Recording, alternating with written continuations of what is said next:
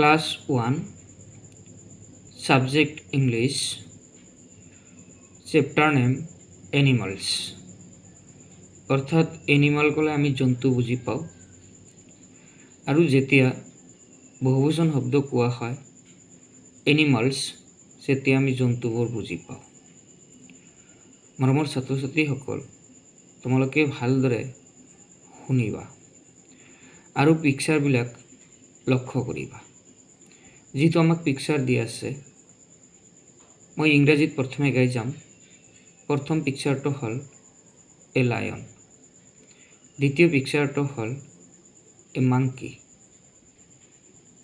তৃতীয় পিকচাৰটো হ'ল a cow, চতুৰ্থ পিকচাৰটো হ'ল এ জিৰাফ, পঞ্চম পিকচাৰটো হ'ল এ গট, ষষ্ঠ পিকচাৰটো হ'ল a horse. A lion, a monkey, a cow, a giraffe,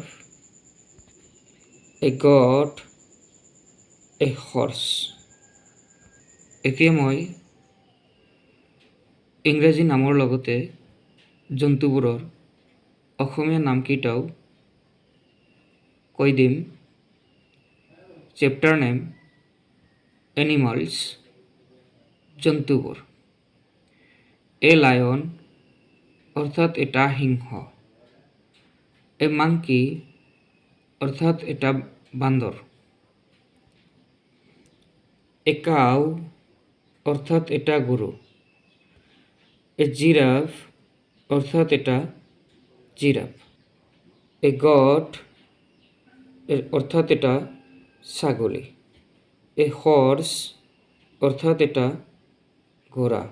মৰমৰ ছাত্ৰ ছাত্ৰীসকল যদি তোমালোকৰ মোৰ ভিডিঅ'টো ভাল লাগিছে তেনেহ'লে ছাবস্ক্ৰাইব কৰি দিবা।